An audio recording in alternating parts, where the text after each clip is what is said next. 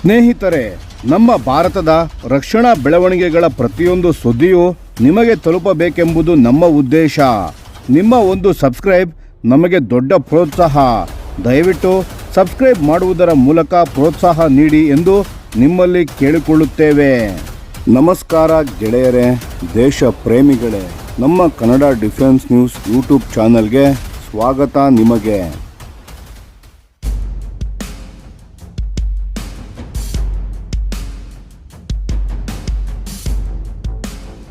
S4 star SSBN.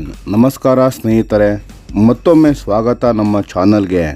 ಕೆಲವು ದಿನಗಳ ಹಿಂದೆ ಅಂದರೆ ಏಪ್ರಿಲ್ 3, 2026ರಂದು ಭಾರತದ ನೌಕಾಪಡೆ ತನ್ನ 3ನೇ ಅಣ್ವಸ್ತ್ರ ಜಲಾಂತರ್ಗಾಮಿ ನೌಕೆಯಾದ INS ಅರಿದಮನನ್ನು ಸೇನೆಗೆ ಸೇರಿಸಿಕೊಂಡಿತ್ತು. ಆದರೆ ಸ್ನೇಹಿತರೆ, ಅಲ್ಲಿಗೆ ಕತೆ ಮುಗಿಯಲಿಲ್ಲ. ಈಗ ಎಲ್ಲರ ಗಮನ ಮುಂದಿನ ಒಂದು ಅತ್ಯಂತ ಮಹತ್ವದ ಯೋಜನೆಯ ಕಡೆ ತಿರುಗಿದೆ. ಅದುವೇ S4 ಸ್ಟಾರ್ ಜಲಾಂತರ್ಗಾಮಿ. ಈ S4 ಸ್ಟಾರ್ ಏನು ವಿಶೇಷ ಅಂತೀರಾ? ಇದು ಸುಮಾರು 90% ಸ್ವದೇಶಿ ತಂತ್ರಜ್ಞಾನಗಳಿಂದ ತಯಾರಾಗಲಿದೆ. ಅಂದರೆ 10ರಲ್ಲಿ 9 ಭಾಗ ಭಾರತದಲ್ಲೇ ತಯಾರಾದ ಸಾಮಗ್ರಿ. ಇದು ಸಣ್ಣ ವಿಷಯ ಅಲ್ಲ ಸ್ನೇಹಿತರೆ.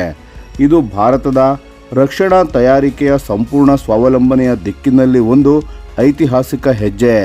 ಇದನ್ನು ಇನ್ನಷ್ಟು ಚೆನ್ನಾಗಿ ಅರ್ಥ ಮಾಡಿಕೊಳ್ಳಲು ಒಂದು ಹೋಲಿಕೆ ನೋಡಿ. 2016ರಲ್ಲಿ ಭಾರತದ ಮೊದಲ SSBN INS ಅರಿಹಂತ್ ಸೇವೆಗೆ ಬಂದಾಗ ಅದರಲ್ಲಿ ಸ್ವದೇಶಿ ಭಾಗಗಳ ಪ್ರಮಾಣ ಇತ್ತು 70% ಮಾತ್ರ. ಆ ನಂತರ ಬಂದ INS ಅರಿಗಾತ್ 2024ರಲ್ಲಿ ಸೇವೆಗೆ ಸೇರಿತು. ಅದರಲ್ಲಿ 75% ಸ್ವದೇಶಿ ಭಾಗಗಳು ಇತ್ತು. ಅಂದರೆ 5% ಏರಿಕೆ ಆಯಿತು.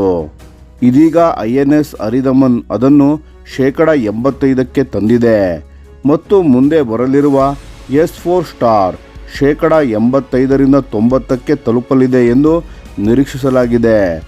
ಒಂದೇ ದಶಕದಲ್ಲಿ 70ರಿಂದ 90ಕ್ಕೆ. ಇದು ಭಾರತದ ರಕ್ಷಣಾ ತಂತ್ರಜ್ಞಾನದ ಅಭೂತಪೂರ್ವ ಬೆಳವಣಿಗೆ ಅಲ್ಲವೇ ಸ್ನೇಹಿತರೆ?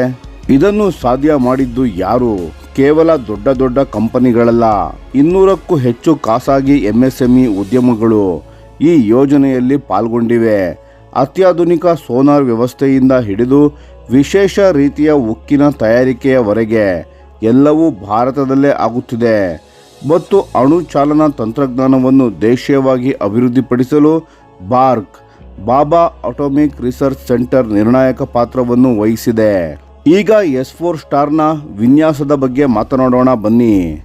ಇದು ಹಿಂದಿನ ಜಲಾಂತರ್ಗಾಮಿಗಳ ಒಂದು ಹಾಗ್ ಹಿಡಿದ ನಕಲು ಅಲ್ಲ. ಇದರ ಹಲ್ ಅಂದರೆ ದೇಹ ಗಾತ್ರದಲ್ಲಿ ಗಮನಾರ್ಹವಾಗಿ ದೊಡ್ಡದಾಗಿದೆ, ಸ್ಟ್ರೆಚ್ಡ್ ಆಗಿದೆ. ಈ ದೊಡ್ಡ ಗಾತ್ರ ಏಕೆ ಬೇಕು ಅಂತೀರಾ? ಏಕೆಂದರೆ ಇದು ಹೆಚ್ಚು ಶಕ್ತಿಶಾಲಿ ಕ್ಷಿಪಣಿಗಳನ್ನು ಹೊತ್ತೊಯ್ಯಬೇಕು. ಹಿಂದಿನ ಜಲಾಂತರ್ಗಾಮಿಗಳು ಮುಖ್ಯವಾಗಿ K-15 ಕ್ಷಿಪಣಿಗಳನ್ನು ಬಳಸುತ್ತಿದ್ದವು. ಇದರ ವ್ಯಾಪ್ತಿ ತುಲನಾತ್ಮಕವಾಗಿ ಕಡಿಮೆ. ಆದರೆ S4 ಸ್ಟಾರನ್ನು K4 SLBM ಕ್ಷಿಪಣಿಗಳನ್ನು ಹೊತ್ತೊಯ್ಯಲು ವಿಶೇಷವಾಗಿ ವಿನ್ಯಾಸ ಮಾಡಲಾಗಿದೆ. ಈ K4 ಕ್ಷಿಪಣಿಗಳು 3500 ಕಿಲೋಮೀಟರ್ ದೂರದ ಗುರಿಗಳನ್ನು ಹೊಡೆಯಬಲ್ಲವು. ಭಾರತದ ಸಮುದ್ರ ಶಕ್ತಿಯ ವ್ಯಾಪ್ತಿ ಇದರಿಂದ ಅಗಾಧವಾಗಿ ವಿಸ್ತರಿಸುತ್ತದೆ. ತಾಂತ್ರಿಕ ಅಪ್ಗ್ರೇಡ್ಗಳ ಬಗ್ಗೆ ಹೇಳಬೇಕೆಂದರೆ S4 ಸ್ಟಾರ್ನಲ್ಲಿ X ಆಕಾರದ ಟೈಲ್ ರಡ್ಡರ್ ಬಳಸಲಾಗಿದೆ. ಇದು ಹಳೆಯ ವಿನ್ಯಾಸಕ್ಕಿಂತ ತುಂಬ ಉತ್ತಮ. ನಿಧಾನ ವೇಗದಲ್ಲೂ ಕೂಡ ಇದು ಅತ್ಯಂತ ಸ್ಥಿರವಾಗಿ ಮತ್ತು ನಿಯಂತ್ರಣದಲ್ಲಿ ಚಲಿಸುತ್ತದೆ. ಆಳ ಸಮುದ್ರಗಳಲ್ಲಿ ಶತ್ರುಗಳಿಗೆ ಸಿಗದೆ ಓಡಾಡಬೇಕೆಂದರೆ ಈ ನಿಯಂತ್ರಣ ಎಷ್ಟು ಮುಖ್ಯ ಅಂತ ನೀವೇ ಯೋಚಿಸಿ. ಇನ್ನು ಮುಖ್ಯವಾದ ಒಂದು ವಿಷಯ, ಇದರ ಶಬ್ದ ಮಟ್ಟ ಗಣನೀಯವಾಗಿ ಕಡಿಮೆ ಮಾಡಲಾಗಿದೆ. ಯಂತ್ರಗಳ ಕಂಪನ ಮತ್ತು ಇಂಜಿನ್ ಶಬ್ದ ಕಡಿಮೆ ಮಾಡುವ ಮೂಲಕ ಭಾರತೀಯ ಇಂಜಿನಿಯರ್ಗಳು ಈ ಜಲಾಂತರ್ಗಾಮಿ ನೌಕೆಯ ಅಕೋಸ್ಟಿಕ್ ಸ್ಟೆಲ್ತನ್ನು ಗಣನೀಯವಾಗಿ ಸುಧಾರಿಸಿದ್ದಾರೆ. ಅಂದರೆ ಇದು ನೀರಿನಡಿ ಸದ್ದಿಲ್ಲದೆ ಯಾರಿಗೂ ತಿಳಿಯದೆ ಚಲಿಸಬಲ್ಲದು. ವಿಶ್ವದ ಪ್ರಮುಖ ನೌಕಾ ಶಕ್ತಿಗಳ ಮಟ್ಟಕ್ಕೆ ಹತ್ತಿರಕ್ಕೆ ಬರುತ್ತಿದ್ದೇವೆ ನಾವು. 2025ರ ಕೊನೆಯಲ್ಲಿ ಈಗಾಗಲೇ ಸಿ ಟ್ರಯಲ್ಸ್ಗಳು ಆರಂಭವಾಗಿವೆ ಮತ್ತು S4 ಸ್ಟಾರ್ 2027ರ ಸುಮಾರಿಗೆ ಭಾರತದ ನೌಕಾಪಡೆಗೆ ಅಧಿಕೃತವಾಗಿ ಸೇರ್ಪಡೆಯಾಗಲಿದೆ ಎಂದು ನಿರೀಕ್ಷಿಸಲಾಗಿದೆ.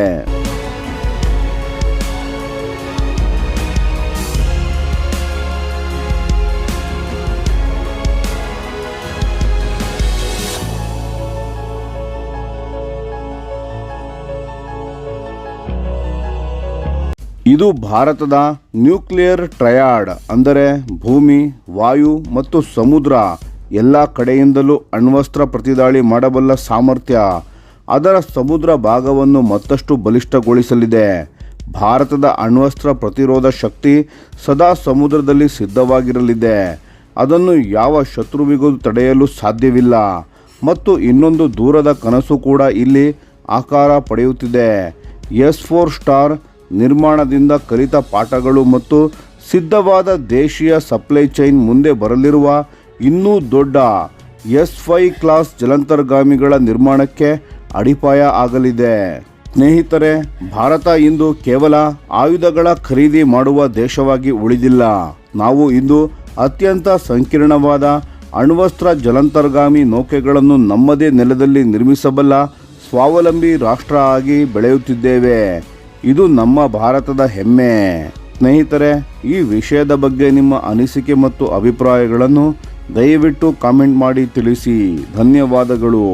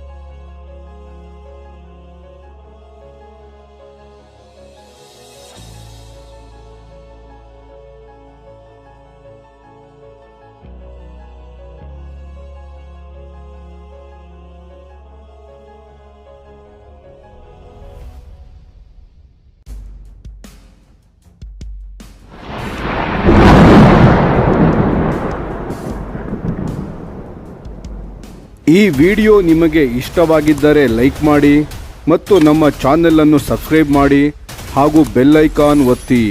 ಯಾವ ಅಪ್ಡೇಟ್ಗೂ ಮಿಸ್ ಆಗಬೇಡಿ. ಡಿಫೆನ್ಸ್ ಸುದ್ದಿಗಳನ್ನು ತ್ವರಿತವಾಗಿ ಪಡೆಯಿರಿ. ನಿಮ್ಮ ಬೆಂಬಲವೇ ನಮ್ಮ ಶಕ್ತಿ. ಭಾರತ ಬಲಿಷ್ಠವಾಗಲಿ ಎಂದು ಆಶಿಸುತ್ತಾ ಭಾರತ ಮಾತೆಗೆ ಜೈ.